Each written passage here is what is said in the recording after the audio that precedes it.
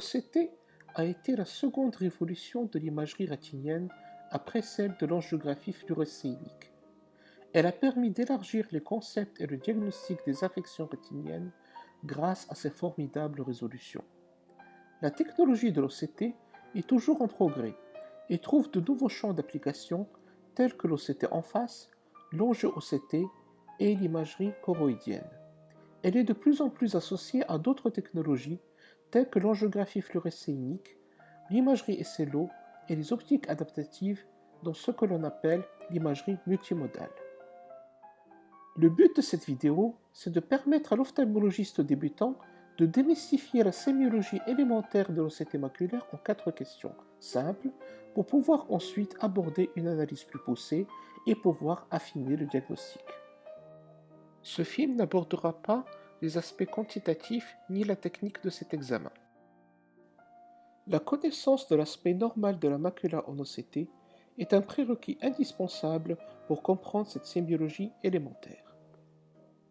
L'OCT maculaire est caractérisé par 2 lignes hyperréflectives, la couche des fibres optiques en dedans et le complexe épithélium pigmentaire choriocapillaire et membrane de Bruch, entre lesquelles se trouvent les différentes couches de la rétine neurosensorielle en différentes nuances de gris ou exprimées en fausse couleur.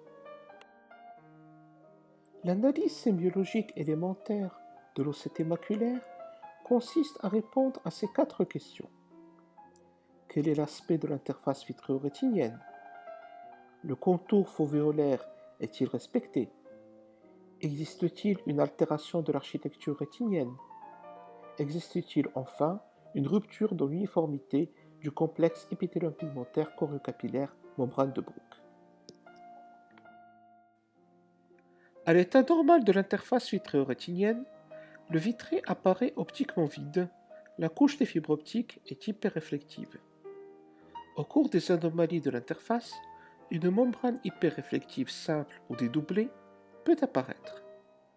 Les rapports de cette membrane par rapport à la rétine peuvent varier entre attachés, partiellement décollés et entièrement décollés.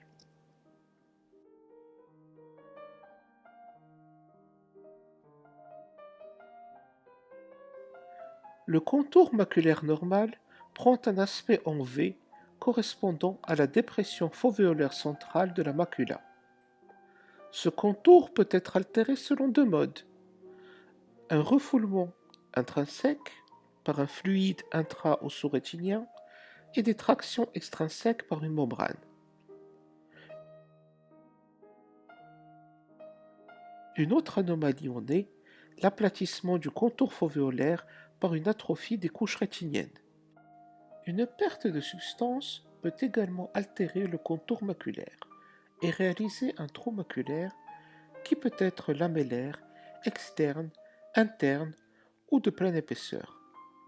L'analyse des bords du trou permet de différencier le trou lamellaire vrai du pseudo-trou maculaire réalisé par des tractions tangentielles et un glissement des couches rétiniennes externes de manière centripète. Les anomalies de l'architecture rétinienne peuvent correspondre à une accumulation de fluide en intrarétinien ou en sous-rétinien.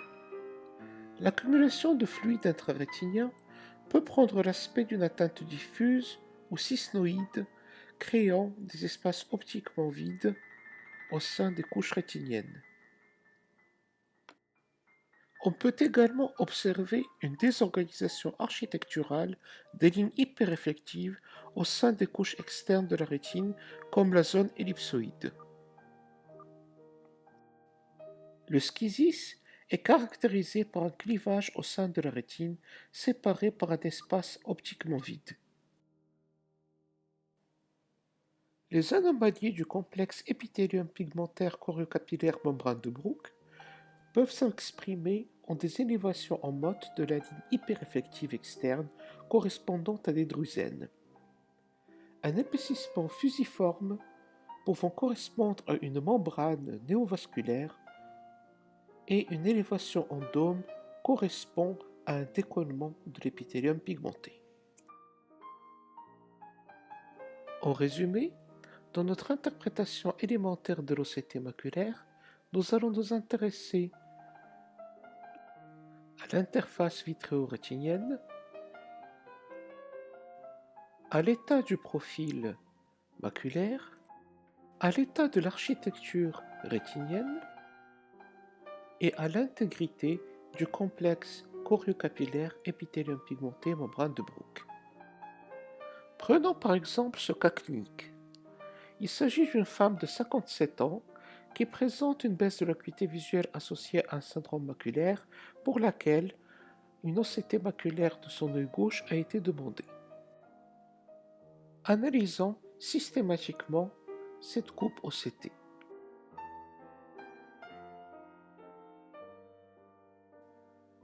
Quel est l'état de l'interface vitréo-rétinienne?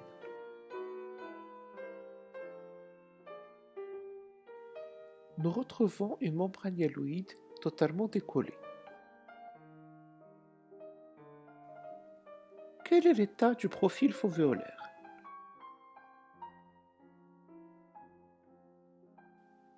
Nous retrouvons un refoulement de la dépression fovéolaire par du fluide situé en sous-rétinien.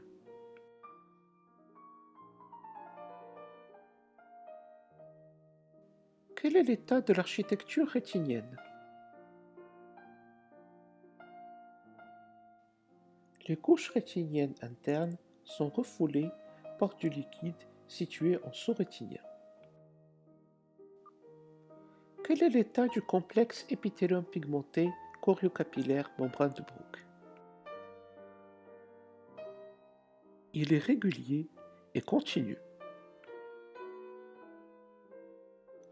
En répondant à ces 4 questions, nous pouvons conclure qu'il s'agit d'un décollement séreux-rétinien soulevant la dépression fovéolaire sans anomalie de l'épithélium pigmenté choriocapillaire membrane de Bruch et associé à un décollement postérieur total du vitré. Passons au second cas clinique. Une OCT maculaire est demandée chez un patient diabétique qui présente une baisse de l'acuité visuelle.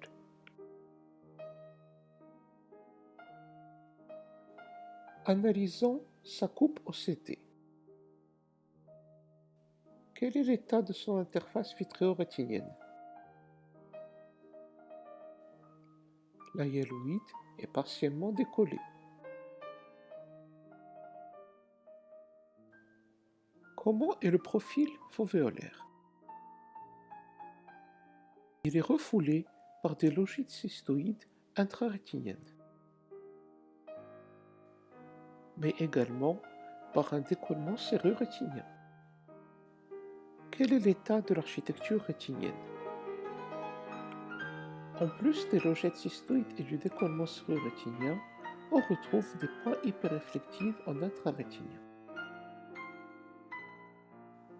Quel est l'état du complexe épithélium pigmenté choriocapillaire membrane de Bruch? Ce dernier est continu et régulier. En conclusion, cette OCT maculaire montre un décollement séreux-rétinien associé à un œdème maculaire cystoïde avec des points hyperréflectifs en intrarétinien, responsable d'un refoulement asymétrique de la dépression fovéolaire associé à un décollement partiel de la hyaloïde postérieure sans anomalie du complexe épithélium pigmenté choriocapillaire et membrane de Bruch. En conclusion, savoir poser ces 4 questions et y répondre permet une interprétation claire et précise de l'OCT maculaire et permet d'adopter une construction sémiologique rigoureuse dans le but de retrouver le bon diagnostic et d'éviter les pièges.